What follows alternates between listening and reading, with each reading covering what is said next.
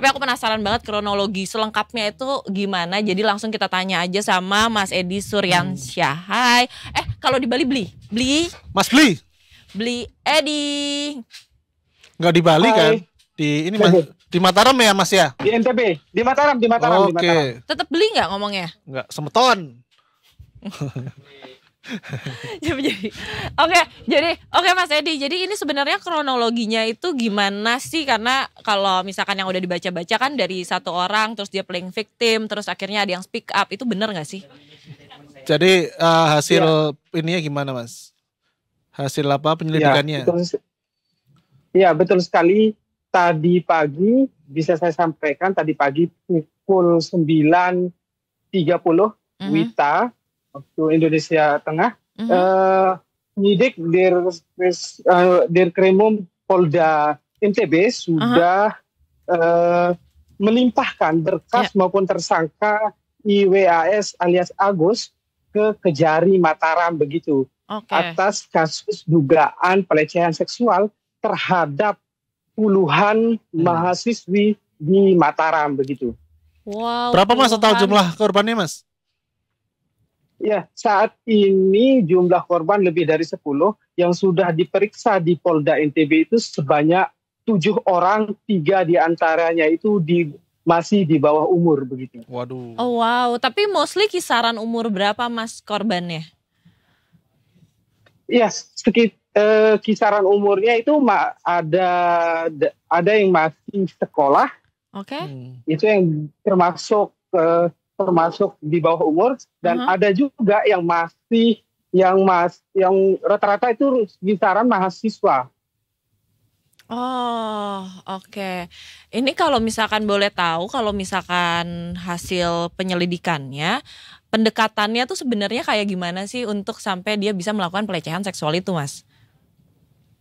Iya, seperti yang pernah disampaikan di beberapa media juga, itu Agus ini mendekati korban dengan cara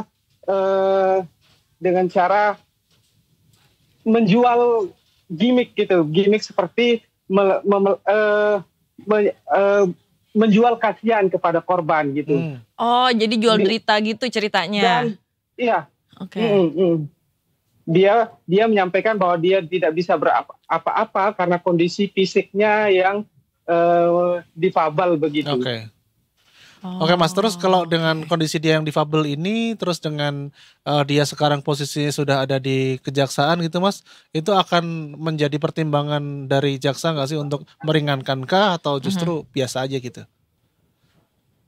Ya, siang tadi tersangka IWAS ini sudah diserahkan ke Lapas kelas 2A Kuripan Lombok Barat untuk dilakukan penahanan selama 20 hari ke depan begitu.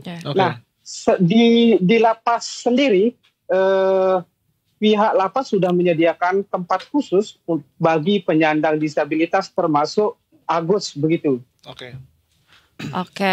Nah, kalau misalkan kondisi keluarganya Agus gimana? Karena kan selama ini dirinya itu sangat bergantung sama ibunya tuh buat kegiatan sehari-hari ya Mas ya? Benar sekali. Agus bahkan di ruangan di Kejari tadi sempat menangis histeris karena disampaikan akan dilakukan penahanan begitu. Hanya saja di atas pertimbangan subjektif dan objektif, pihak kejaksaan harus melakukan penahanan terhadap IWAS ini sendiri begitu. Oke. Nah, terus kan ada pelaporan dari korban yang mengungkapkan kalau Agus itu meminta bantuan buat ke ibunya, ya kan, via telepon. Nah, apakah ibunya juga ikut terjerat pasal penahanan ini, Mas? Sejauh ini keterangan dari pihak kepolisian belum ke arah sana. Hanya saja kalau dari pihak penyidik sampai saat ini belum ada menjelaskan kalau ada soal keterlibatan ibu dari IWAS ini begitu.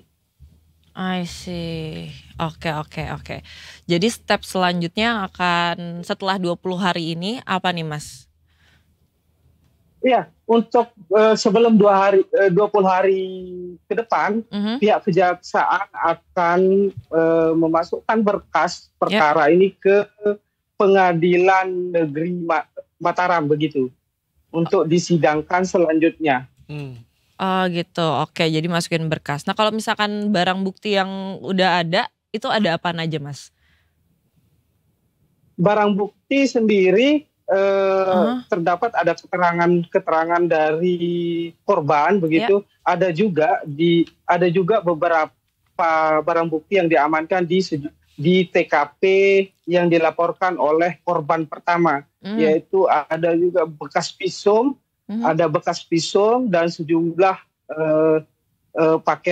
pakaian yang dikenakan oleh korban juga diamankan oleh pihak kepolisian begitu. Dan ada juga beberapa alat bukti atau barang bukti yang diambil dari TKP begitu. Oke gitu. Oke, Mas. Ya, terakhir Mas. Tadi selama pemeriksaan ada korban juga yang datang kah? Ya, sejauh dari pantauan kami itu nggak ada korban yang hadir saat penyerahan pelimpahan berkas tersangka IWAS ini. Hanya saja dari pantauan kami terdapat juga ada pengacara korban, pengacara pelaku dan pendamping dari Komisi Disabilitas Daerah Nusa Tenggara Barat begitu. Ada statement nggak Mas terkait hal ini?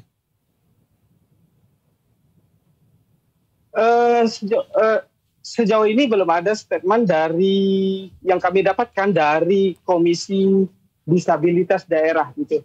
Hanya saja nanti kami rencananya akan meminta statement dari pihak pengacara. Kalau dari pihak pengacara sendiri meminta untuk Agus ini dilakukan penahanan rumah.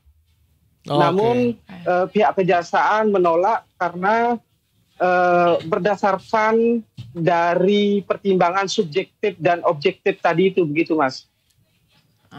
Oke siap. Iya oke, kalau gitu terima kasih banyak Mas Edi Suryansyah. Kita masih menunggu soalnya kan masih pasti ada step-step selanjutnya ya, ditunggu laporannya. Terima kasih banyak Mas Edi Suryansyah. Terima kasih Mas Edi, sampai jumpa lagi. Sampai jumpa lagi. Selamat sore. Selamat Selamat sore. sore.